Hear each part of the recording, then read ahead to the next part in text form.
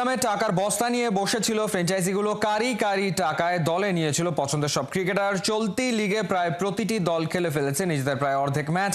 তবে যাদের তুমুল আগ্রহ নিয়ে দলে ভিড়িয়েছিল, কেমন খেলছে তারা, প্রত্যাশা অনুযায়ী কি মালিকদের সন্তুষ্ট করতে পারছেন ক্রিকেটাররা?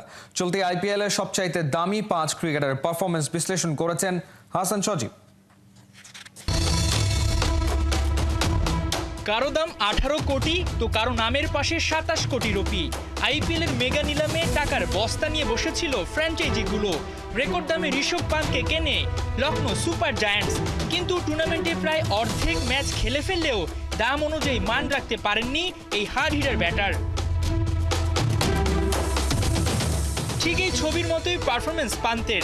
আইপিএল এর সবচেয়ে এক্সপেন্সিভ ক্রিকেটার হুটহাট পড়ে যাচ্ছেন মাটিতে। যেভাবে তার কাছে প্রত্যাশিত পারফরমেন্স চেয়ে ধাক্কা খাচ্ছে লখনৌ। 7 ম্যাচে মাত্র 17 গড়ে 103 রান করেছেন এই হার্ড হিটার। স্ট্রাইক রেটেও চরম বিপর্যয়, মাত্র 104.04। 50 পেয়েছেন মোটে একটা। যদিও পারফরমেন্স যাচ্ছে তাই করলেও তার দল আছে মোটামুটি ভালো একটা অবস্থানে।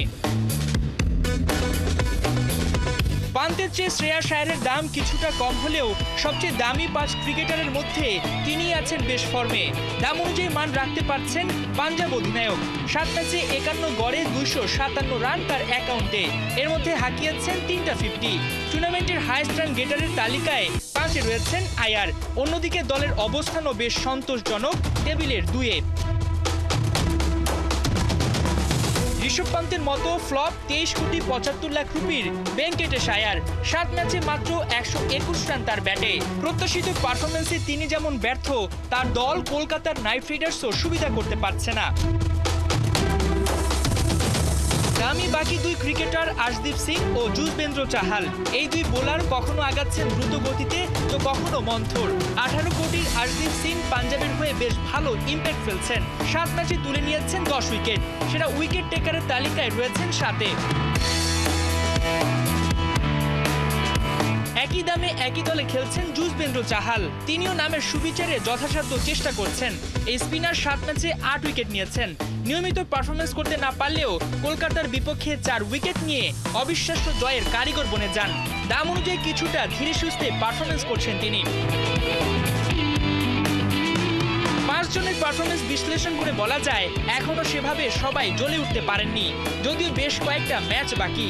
এখন দেখার পালা কোটি কোটি টাকার দাম তারা রাখতে পারেন কিনা। ক্রিকেট খেলার কোনো ইচ্ছে নেই, প্রতি টেস্টেই জয়ের জন্য লড়তে চান নাজমুল শান্ত। মিরাজকে নিয়ে শঙ্কা কেটে গেছে, কাপ্তানের যত দুশ্চিন্তা টপ অর্ডার ব্যাটারদের নিয়ে। স্বাগতিকদের কঠিন চ্যালেঞ্জেই ফেলতে চান জিম্বাবুয়ের অধিনায়ক ক্রেইগ আরভিন। 2 ম্যাচ টেস্ট সিরিজের প্রথমটা সিলেটে শুরু হবে রবিবার সকাল 10টায়। সাইফুল রূপকের প্রিভিউ রিপোর্ট। লাল বলের মহাকাব্যে বাংলাদেশ জিম্বাবুয়ের অবস্থান এখনও সেই পুরনো গল্পই বলছে। র্যাঙ্কিংয়ের তলানিতে লড়াই, ফর্মের খাতায় ধূসর পাতা। সিলেটের সবুজ মঞ্চে এই 2 দল কি নতুন ইতিহাস লিখবে, নাকি আবারও অতীতের ছায়ায় ঢেকে যাবে? র্যাঙ্কিংয়ে 9-এর সঙ্গে 12-র মহারণ। লাল বলের ক্রিকেটে ওদের করুণ হাল। ঘরের মাঠে গেল 1.5 বছরে জয় নাই।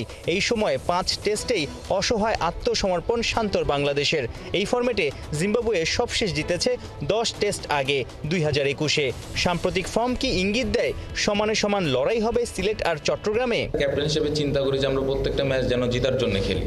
এখানে কোনো সেফ ক্রিকেট আসলে খেলার ইচ্ছা আমাদের কারোরই নাই। 20 উইকেট নেওয়ার জন্য যেরকম বোর্ডে রান থাকা দরকার, ওই রান যেন আমরা ব্যাটিং ইউনিট দিতে পারি, এই বিষয়গুলো নিয়ে আলাপ আলোচনা হয়েছে।